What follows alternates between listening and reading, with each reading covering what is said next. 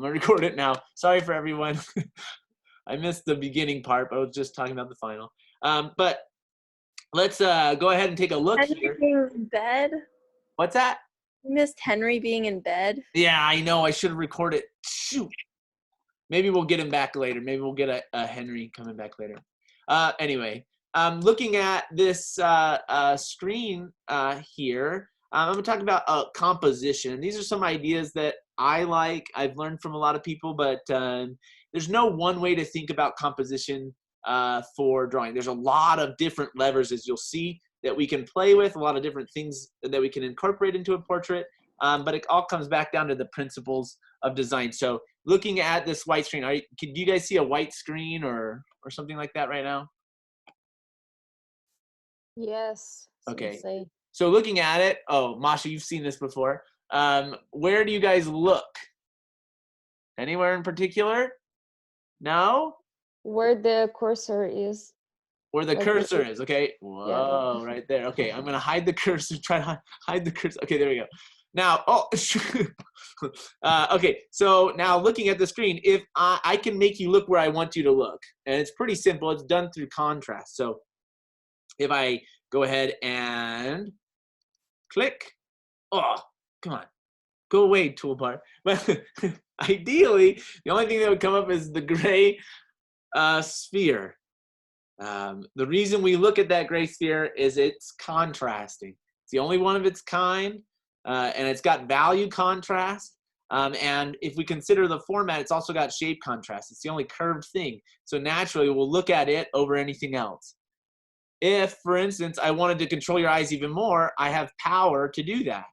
If I click again, now I've controlled your eyes to look at the darker sphere. When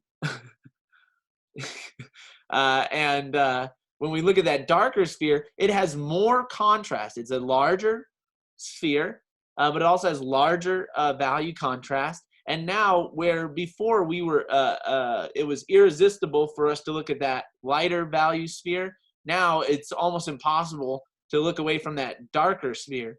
Excuse me.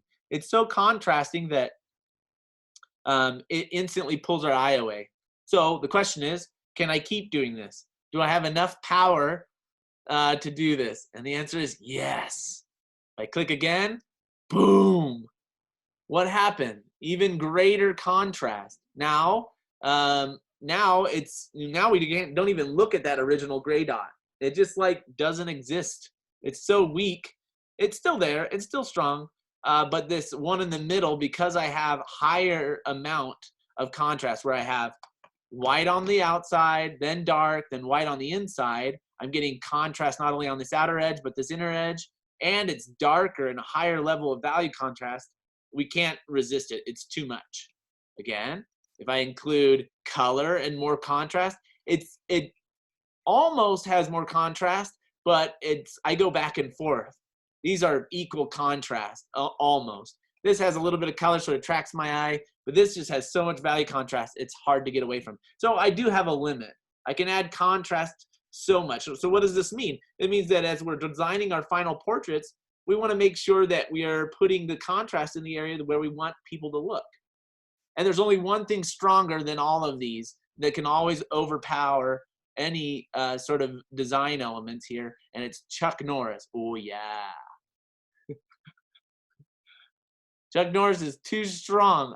Sorry, I love Chuck Norris. But I don't mean Chuck Norris, well, and his really cool, like, Uzis.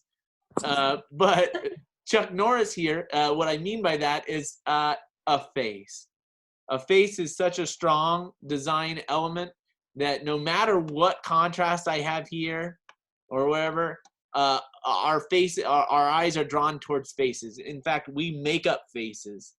You've probably seen it, on where you have drain pipes. They have a little grate and then two pipes above it, and we're like, oh, look, it's a face. Or on the Man on the Moon, and you make up faces. But really, when we're designing, a face is super, super strong. But even within there's areas of greater contrast and lesser contrast.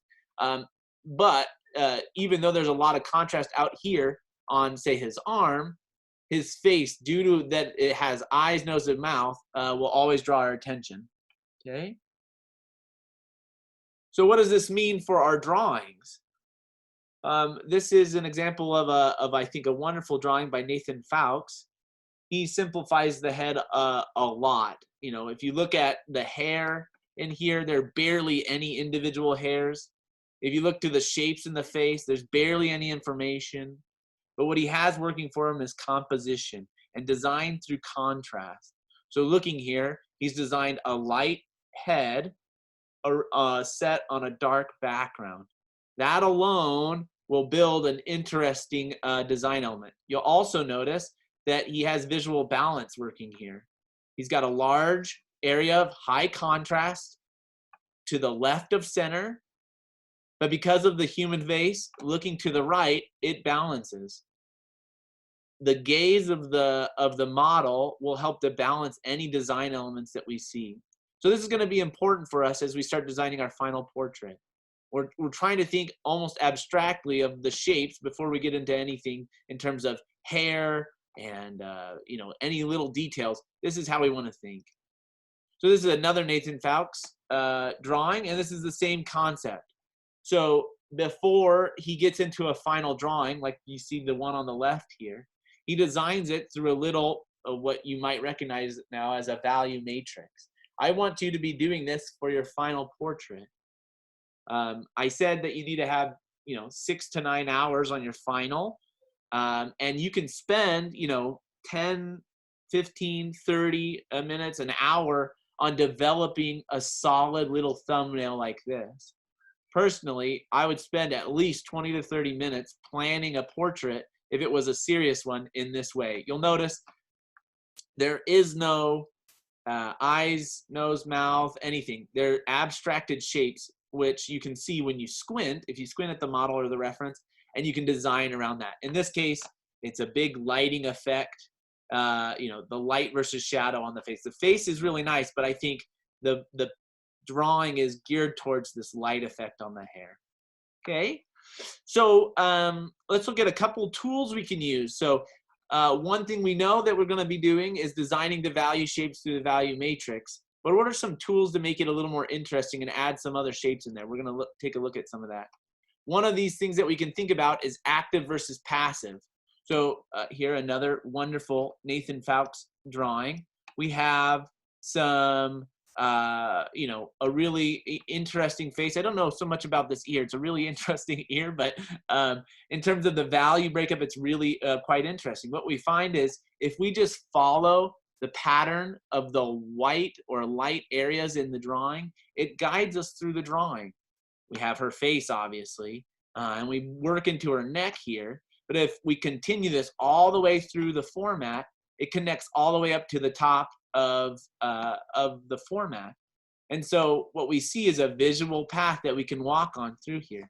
So we get this visual path, and then we have this active area, meaning by active is there's a lot of smaller shapes happening within the face. And then passive areas where there's not a lot going on around the head. So in front of the body, there's a bit, there's a bit more active stuff happening with some broken edge, but we get a really solid passive area and really high active area with a through line that goes through the composition, which I think is quite nice. Whenever I'm thinking of this, when I'm designing my own value matrix, you can see that's kind of a theme here of connecting light shapes together that lead you through the format. That it's there and it's here as well, which I think is quite interesting. Okay, so get some other ideas that we can incorporate in terms of adding background elements. This case, this is a little less finished drawing, but what he's trying to do is add other elements to support the drawing. Often, if we just do a head, it feels a little weak. We need something. She clearly was a wrestler. Yeah, exactly. Sometimes when we look at just a head on its own, we want some way to tie it to the format. We want some way to connect it to the paper and to fill out the rest of the design. One way of doing this is incorporating a simple geometric shape. when we add these background elements, we can design for, something like a rectangle in this case. Let me click again. Something like a rectangle. So these abstracted shapes sort of fall into a sort of rectangular shape. He's kind of building a frame around which the head falls in. Now, he's done it through a really loose mark making kind of way, but you can kind of see a rectangular theme there. One of my favorites is triangles. You can do triangles, or as we've seen in some portraits, we can have a circular element or some other geometric element that's just really nice. Comes to mind, Rose did one. You probably all didn't see it because I'm lucky because I got to see it, but there's a big old circle around the back of her head. I think that's a wonderful idea that you can play up and play into. So simple geometric shapes can be really fun. So like Casey Ba, you mean in terms of the triangle, Henry? Yeah, exactly. Simple triangular format. Yeah, it's very common in a lot of painters nowadays, that simple triangular sort of shape that they contour the face to. If we look here, here's another wonderful thing, is that we can repeat shapes that we see both in the model, and then we can echo those in the background. So if we click again, we can see that there are triangular shapes to not only, the background, there's a big triangular shape, but then there's smaller triangular shapes within that triangular shape. So often when we look at the model, sometimes we can see a theme or a shape which we can play up. Or in this case, he just repeated that theme. So again, a simple geometric shape like a triangle, and then he repeated more triangles around. And often you'll see this, last or 2 weeks ago, we talked about the visual components in terms of using curves versus straights. If I find in the model, I've used a lot of curves to draw the face, maybe in the background, I use some straights to balance out and to contrast to make the portrait a little more interesting. Maybe I used a lot of straights, and then in the background, I can use some curved lines just to break it up and to make it a little more interesting.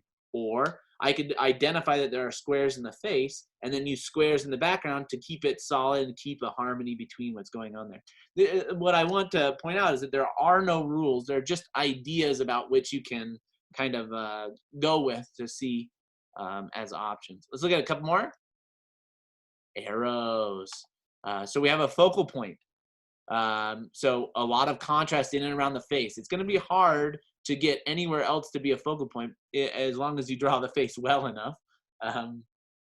In this case, if we add background elements, you can treat all of these elements as sort of indications or clues as to where the viewer needs to look. So you can use lines to help direct the viewer up to the face. Now this one is opposite. This one kind of leads the opposite way. But most of these lead in towards the focal point and support, which is a really interesting tool. If I add, you'll see this in Disney movies all the time when they have if you can find a shot of the main bad guy in his dungeon or whatever, conveniently they'll have placed on the wall torches that line up with his face, and it's just a compositional tool to get you to look where they want you to look. So you have a bad guy, you got torches, you just follow the torches to his face, and then you get to where they want you to point. You'll see this in almost everything. Well, they'll use compositional tools like lines or shapes to point you where they want, and it's a really fun idea. Here's another complicated one here where they're using line to make it a little more interesting. So if we look here, another Nathan Fowlkes drawing, really wonderful here. There's a lot of stuff going on.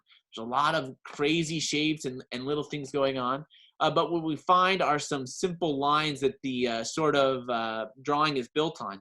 What you'll notice is he's designed it around X marks the spot. So if we discover there's a line from her back, and he continued it up through this sort of abstracted burst shape, sort of organic bursting shape. And then we have the line of her face down through her neck or shoulder, however you want to continue it. But if I find a line here and a line here, they cross paths and you get an X marks the spot. Coupled with that, high contrast in value, and the fact that it's an eye, it's an irresistible focal point right here. He also added sort of a sunburst and this kind of thing. But altogether, you start to get that he's guiding you towards where he wants you to look. Now, he also added areas of visual interest where there's also high contrast down here, up in the hair. But because of these visual lines, often we're led back to this eye because that's where he's pointing us to. I think it's pretty interesting how that works. So let's look at a couple here.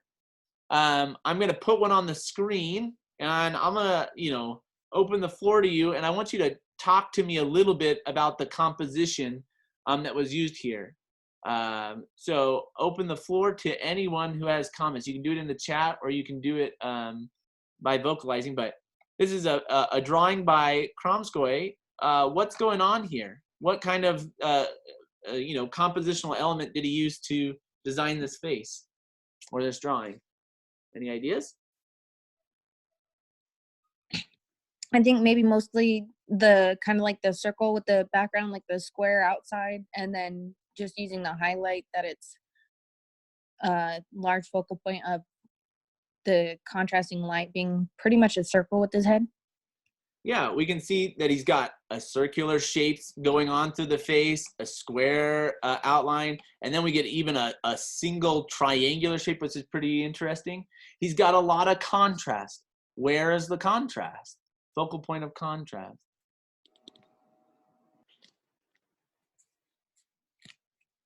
Where is it? Is it his collar? His face. His face. Oh, very good. Very good. Yes, it's his face. Notice it's not as high contrasting as his collar in terms of value contrast, but the fact it's a face, it's irrefutable. Notice that he's designed the portrait around that face and say not around the hair. He designed the background intentionally to support the face and not the other way around. This is important. When you take your photo reference, it's not going to be perfect. You're going to have to make choices about where you want the viewer to look and downplay the areas where you don't want them to look. And one of those tools, like we saw in the first Nathan Fowlkes, was high contrast. He had areas of active versus areas of passive. Background's very passive, and it supports the high contrast face on the inside.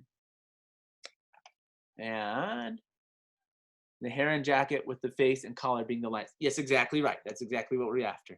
Very good, Natasha. Yeah, very good. Let's see another one. What do we think about this one? This is Wang-Zhi Li.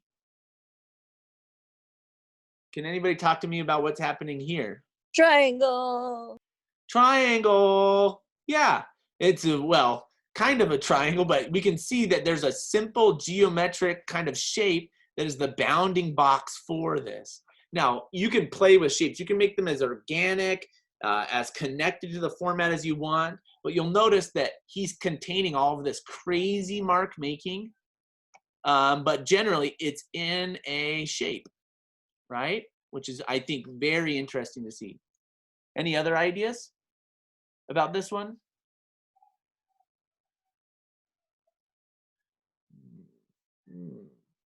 Is that like an acceptable drawing style we could try and replicate for our final portrait if we wanted to?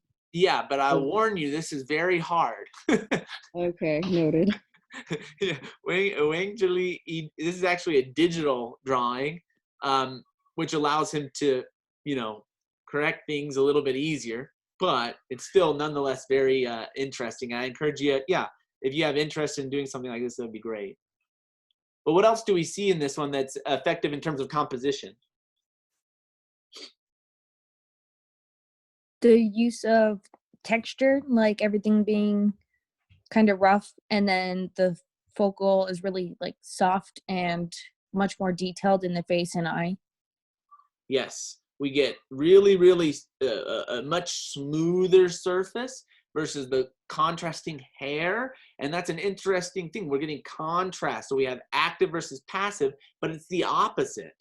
Now the active area is the hair and the passive area is the face in terms of texture, which is really interesting thing to think about as we build in. Why it says the eye fall in the middle of the cross, making it balance. Yeah, we kind of get these leading lines. We get a line coming up this way. You know, we get some shapes coming through. And yeah, this is like a bullseye. You'll also notice that he wasn't scared to lose this eye. It looks a little funny in that I think the drawing feels a little broken on this side of the face, but he has a super passive side of the face and a super active side of the face. The focal point in this eye versus the non-focal point of blackness on the side of the face. Very cool, very cool. Let's look at another one. What's going on here? I love this one. Tasty art. Tasty art. Finger licking good. No. Can we identify anything that's going on here? I see a triangle, and some like of those diagonals, like those lines that just kind of lead you around. Yeah, we get a diagonal repetition. We have this one big triangle here. And then we get another triangle here on his collar. Okay. We also get I can see a sort of triangular shape out of his beard to his face. So I'm getting triangle, triangle, triangle, and it's repeating sort of something that he saw in the face, which I think is fairly interesting. Golden rectangle with the value. An upside down golden rectangle. Yeah, in terms of placement of the focal or the face, you know, sort of in this eye, we're falling in thirds, which is really interesting, which is really nice. And then I don't quite understand what the upside down with the value. But yeah, we also see a very simplified, so we have light against dark. It's designed not for necessarily the darks of the face, but it's designed for these lights of the face. Adding this background and making it so dark is to elevate those areas that are lighter rather than the darks of the face. That's an intentional thing, and you have to be aware of that. Another wing Julie.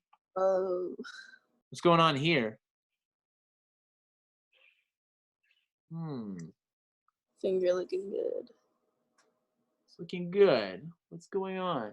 One thing I'd point out to here that I maybe failed to mention before is the idea of balance in the image.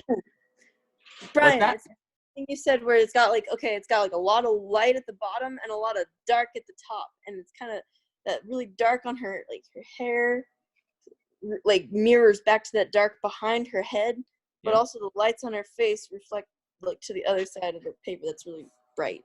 Yep. Yeah, there's a lot of interesting contrast here. We have a high amount of contrast here in the face, and it's only being supported if he had put a white background. We might have lost that face and not had the strength there. So we need a dark shape here. Yeah, it's like a yin and yang. Yeah, exactly right. Yeah. And then we also say, well, if I had a light face and a dark background, that'd be a lot of contrast on the right. Well, then I need contrast on the left as well. Oh, look at this. Back of the head, high contrast, high edge. We're getting back and forth, this sort of, balancing right to left. And then we also get, areas of calm and passivity through the shirt, right? This sort of bleeding in. We also notice that most of the dark shapes actually connect together. If I find the dark shape behind her head here connects into her hair, and that connects into the shadow, and that connects through and comes down to her collar, we find a simple connection or a thread that brings them almost all together. And the same thing with the white shapes. If I look at these white shapes, they connect, they come up through the face, and they connect all the way through. And so essentially, he's dealing with two big shapes of light and dark. And, similar to a yin and a yang, those are the simple connection of the shape. So sometimes when we look at it, we have a lot to think about, but one of these ways is to look for that pattern. How do I connect my shapes to make them more solid, to feel a little bit clearer and a little more graphic? And that can be a really nice way to work through a drawing. Let's look at one more. There's another Nathan Fowlkes, which I think is just brilliant. But here, this is another example of balance. You'll notice if he got rid of the high contrast behind the head, this thing would almost be too right heavy. He had to put that contrast back here. He's also designed for the light effect again. This is something Nathan Fowkes does in almost all of his drawings. I love him for it because it's so awesome. We get this super light pattern, and it would not read as well if he had a white background or a lighter background. It's really designed for this light shade. We get these subtler darks in here, but it's really designed for this. We also see some directing lines here, lines pointing us in towards the head, right? You know, all these shapes are kind of guiding us back into this area, and it's pretty interesting. So, okay. I think that's the last example there. So that's kind of a few thoughts I want you to think about. This isn't really a composition class. It's more, you know, it's just a regular kind of drawing class. But I do want you to think about your drawings and your final self-portraits as, you know, compositions. Making sure that you think of them as simple value plans, and simple value things will help you to start to discover plans to move forward. To help solidify this type of thinking and to show you a little bit how I would kind of explore this, I want to share some thinking over here. Okay. So looking at a few of these will look similar to your self-portrait reference. Not that you look like her, but that you'll take a photo and it will be a whole lot of stuff. Similar to the caricaturing or the way we designed for caricature, where we did smaller thumbnails. This is what I want you guys to be doing as well. And I want to see these kind of things turned into with the final. So any preliminary work that you use to develop your final drawing, I want to see that. So at times, it'll be good just to roughly, you know, just put things into place and state them as we've done before as a simple, you know, 3-value plan. So let's see. I'll do something like this. This is my best drawing, by the way. Whole semester. Oh. But we'll get something like this. We'll say a middle value for the background. She has a beard. Yeah, she got a beard. We'll do something like this. Middle tone background. I'll put a middle tone shirt. I'll put some middle tone under her hair. Cool. And this can be great. And I encourage you to do this in any medium you like as well. So if you want to try this, you know, going through your designing process, using a, you know, digital or ink or, you know, a brush and oil paint, you can do any of those. But really, it's just about the ideas. So now, what would I do to maybe enhance this? Thinking of my buddy Kromskoy, maybe instead, or Nathan Fowkes, maybe instead now the background goes much darker. Maybe now this will support the areas of really bright light far better. Okay, maybe everything down here, like the hair down here goes gray, and maybe the jacket goes darker. So now I'm playing up this super bright light on her face. And that can be another way to approach the same thing. So this is sort of straightforward. This might be, you know, another way to move about it. Or maybe I then take it again. And I say, well, I like it, but I don't really like the shapes that are happening in here. And I feel like I need some, I feel like I need a little bit more of a design here. Maybe if I design it with a triangle in mind, maybe I do something like this, and maybe I tie my light shapes together. So now all of my white shapes are kind of tying together, or more so. This can be another way forward. Now I've used sort of this triangular motif,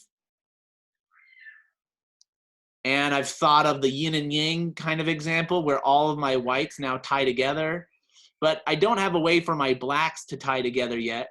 Perhaps I'll find a segue here through a middle gray or something like this. So now these will connect. Maybe I'll find a way through. But you can see through just experimenting through some of the examples we looked at, we can design in a ton of different ways, and it can be really, really fun and explorative process. Again, you can spend, I'd spend at least a half an hour just trying ideas just to see what would work or what would be interesting, and it can be a lot of fun. One more here, we can see, let's design for this triangle shape right here. Oh, I should make it bigger so you guys can see. This shape right here. Right? So I can design right here. Let's say now I draw that shape, and then maybe I repeat it behind her head. Maybe I do something like this.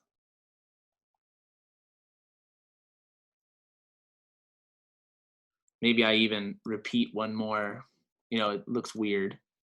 Maybe I repeat one more like this. So I'm repeating these triangles and trying just ideas. Really, there are no bad ideas as long as when I start, I'm working through an idea. It's the worst thing to just draw and just hope something's going to come out. That'll never work, or it'll work far less. What I encourage you to do instead is to try an idea. Say, oh, I really like this triangular idea in the head. Let me try it to design around triangles. Let me just have fun, see what happens, and if it doesn't turn out, that's fine. I tried something, and that was interesting. Okay, there was a question. Hold on.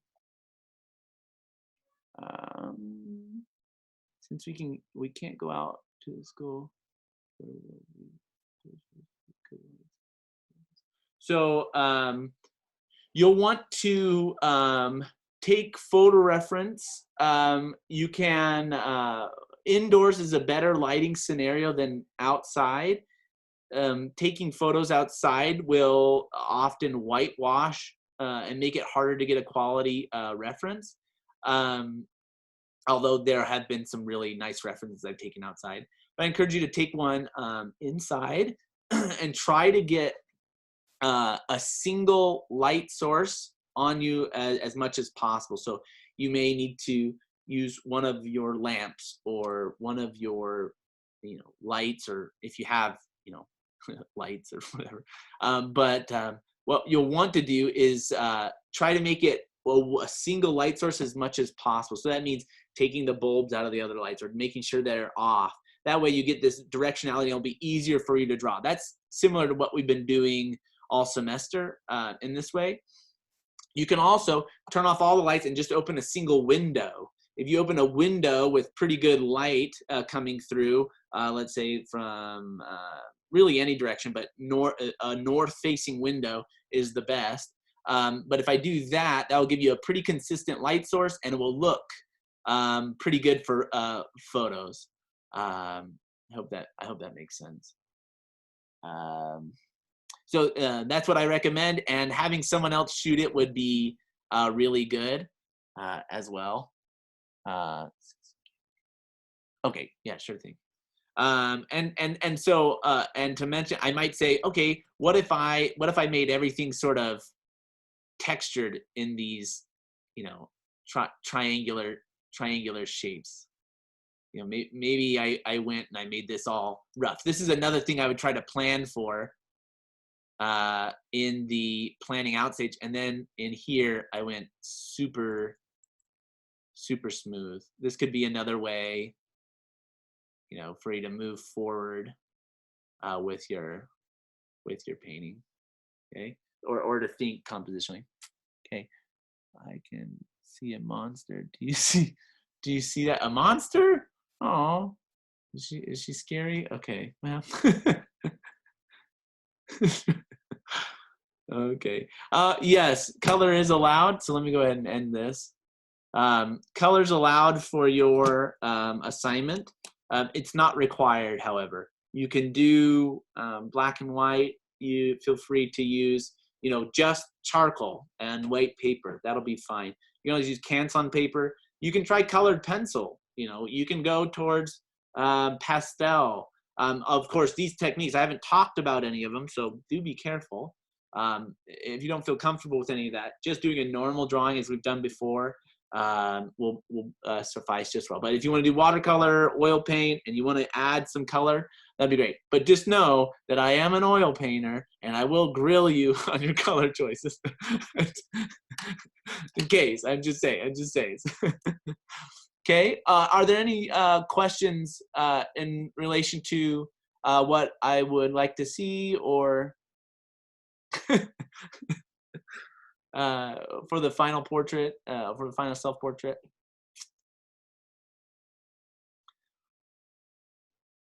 Okay. So moving forward, on Wednesday, there won't be a requirement for you to come on Wednesday. I had a few of you show up on last Wednesday, and we hung out for a while and talked and tried to answer some questions. But if you do have questions or you do have concerns about your final project, like let's say you get it started and you have a bunch of thumbnails and you're like, I don't know which one to pick, yeah, come on Wednesday and I'll answer any questions or anything you have. I think that'll work fairly well. No requirement. But then on Monday, next Monday, we'll have your self-portrait due. I would like for you to, we'll say a few thoughts of the last day. I'm trying to figure out a way that we can present the final self-portrait. I think what I'm going to use is, what was it called? Well, anyway, I found a way to post them. So we'll post it on a board, a live discussion board, and you can kind of put them on there.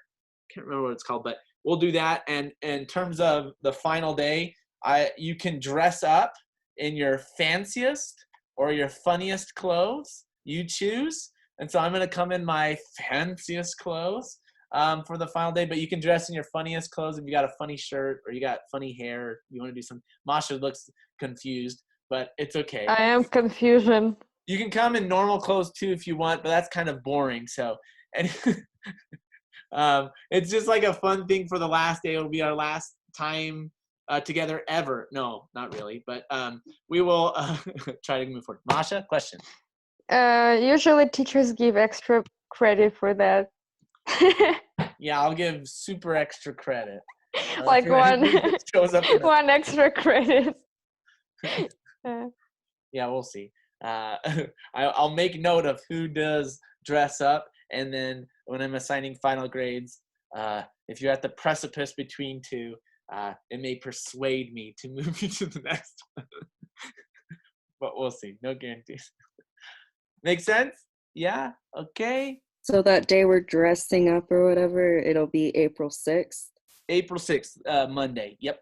Okay, thank you. Yep. And that'll be our last day. So you'll want to have your final portraits done, but that doesn't mean that the class ends necessarily. And what I mean by that is you can submit your drawings for a higher grade by that Wednesday.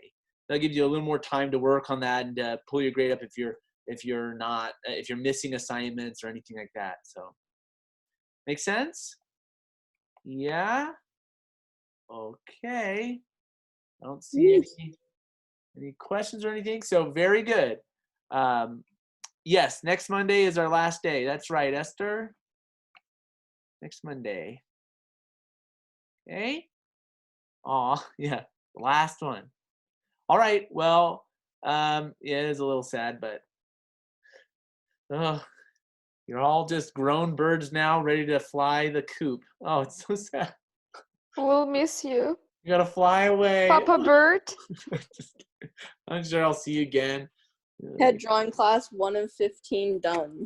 Yeah, 1 of 15. That's right. That's exactly right. This is the first envoy into your first adventure into head drawing. So anyway, okay. So that's it for this today. If you have questions, remember Wednesday's available. These will be due on Monday. I'll give you feedback for your caricatures. Those are due Wednesday. Don't forget to turn those in. And we'll see you next week. Okay. Thanks, everyone. Thanks for coming by. Wait, did you say something was due Monday? Your self-portrait, the final. This Monday? It's next Monday. Oh my gosh. Okay. Well, see you around. Bye. Oh.